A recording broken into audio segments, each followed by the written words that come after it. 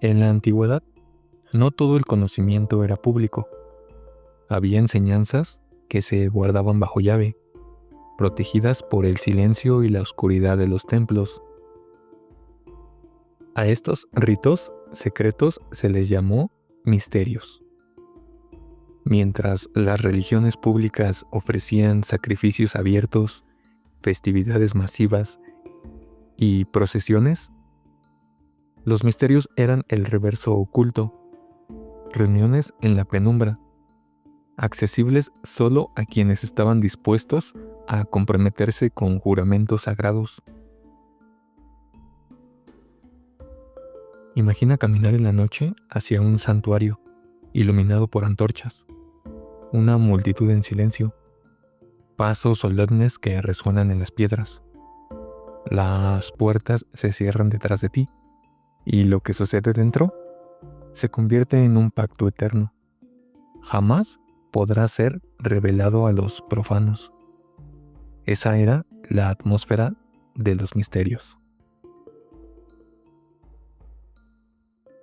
La palabra misterio proviene del griego misterion, de la raíz miein, que significa cerrar los labios o cerrar los ojos. El misterio no era simplemente algo oculto. Era un acto de silencio, un aprendizaje que no se podía explicar con palabras, solo experimentar. Hoy en día usamos misterio para hablar de un enigma o algo no resuelto, pero en la antigüedad la palabra tenía un sentido mucho más profundo. Significaba un viaje espiritual. El iniciado debía entrar en un espacio simbólico de muerte y renacimiento. Moría su antigua vida y nacía una nueva comprensión. En muchas culturas encontramos prácticas similares. Los sacerdotes de Delfos guardaban votos de silencio. En las escuelas filosóficas como la pitagórica, la palabra se restringía durante años de aprendizaje. El silencio era parte del aprendizaje, porque lo divino no se capta con discursos, sino con la transformación interior. En el mundo griego y mediterráneo, la religión oficial era pública y cívica. Servía para honrar a los dioses y mantener el orden de la polis. Todos podían participar en sacrificios, festivales y procesiones, pero aquello no garantizaba consuelo personal ni esperanza en la otra vida. Ahí entraban los misterios. Ofrecían lo que la religión pública no daba, una experiencia individual, más íntima, que prometía salvación, inmortalidad y unión con lo divino. Por eso atrajeron no solo a ciudadanos libres, sino también a mujeres, esclavos y extranjeros. Era un espacio donde el alma contaba más que el estatus social. Por ejemplo, Plutarco, en el siglo I después de Cristo, escribió: "Los misterios no eran espectáculos superficiales, sino enseñanzas que transforman el alma". Plutarco, siglo I después de Cristo. Esa transformación interior era lo que distinguía a un iniciado de un simple creyente. Entre los más grandes estaban los misterios de Eleusis, dedicados a Demeter y Perséfone. El mito narraba el rapto de Perséfone por Hades, el dolor de su madre Demeter y la infertilidad que azotó la tierra hasta que la joven pudo regresar parcialmente al mundo de los vivos. Otro ejemplo fueron los misterios dionisíacos. Allí, el éxtasis, el vino y la danza frenética rompían la barrera de lo cotidiano. Los participantes entraban en un trance, cantaban, danzaban, hasta sentir que Dionisio mismo se manifestaba en ellos. Era el misterio de lo irracional, del abandono, de romper las fronteras entre humano y divino. Y así hay más ejemplos. Puede estar el de Isis y Osiris y el de Mitra, pero quizá esos los toquemos en otro video.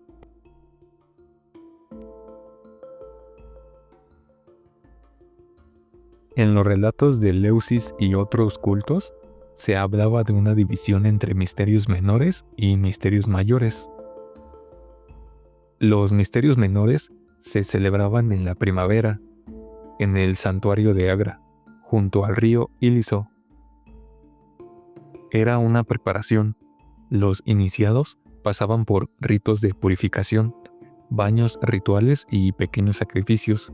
Era como una primera puerta, limpiarse, dejar atrás la vida común y disponerse para el gran paso. Por otro lado, los misterios mayores tenían lugar meses después, en Eleusis, y duraban varios días. Era la experiencia culminante. Procesiones solemnes desde Atenas hasta el santuario. Ritos nocturnos dentro del telesterión, el gran salón de iniciaciones. Y finalmente, la revelación central, aquello que nadie podía contar afuera. Este doble nivel mostraba que la iniciación no era instantánea. Primero se preparaba el cuerpo y el espíritu, y luego se vivía la experiencia transformadora. Lo más importante de los misterios era el proceso de iniciación. No se trataba de escuchar sermones, sino de vivir un rito.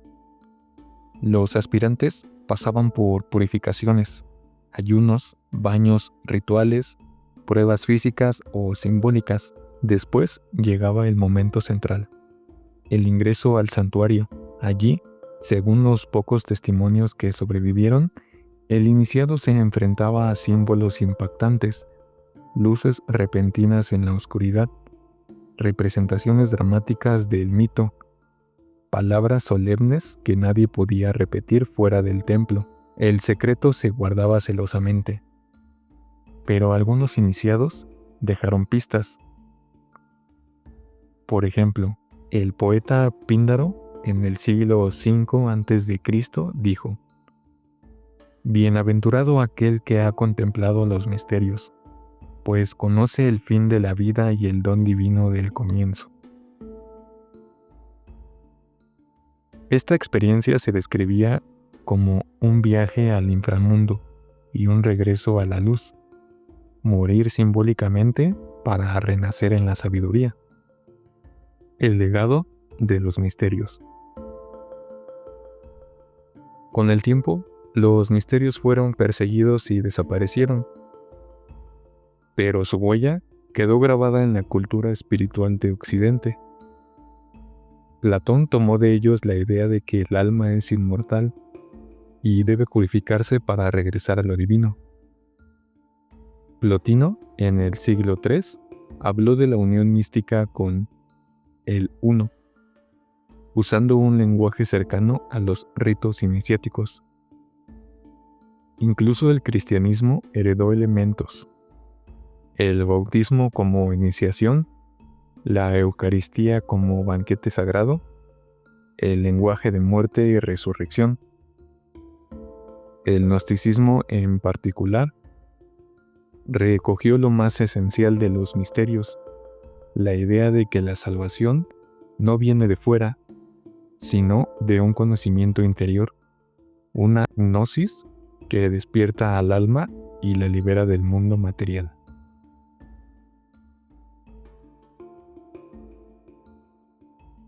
Cierre y reflexiones. Los misterios fueron más que rituales escondidos. Eran un recordatorio de que la verdad más profunda no se encuentra en lo evidente, sino en lo oculto. No basta con mirar el mundo, hay que aprender a atravesar su superficie. Cada iniciado entendía que la vida común es apenas un ensayo, un umbral. Morir y renacer dentro de los misterios era una metáfora de la condición humana. ¿Estamos destinados a despertar de un sueño que creemos realidad? La gran pregunta que nos dejaron no es histórica, sino existencial. ¿Vivimos aún dormidos, creyendo que lo visible lo explica todo? ¿O estamos listos para iniciar ese viaje interior que emprendieron quienes, en la penumbra de los templos, buscaron la luz? Pues ese eco sigue vivo y prepara el terreno para nuestro próximo paso, el gnosticismo, una corriente que llevará esta intuición aún más lejos, para afirmar que el mundo entero es un velo y que solo el conocimiento interior puede descorrerlo.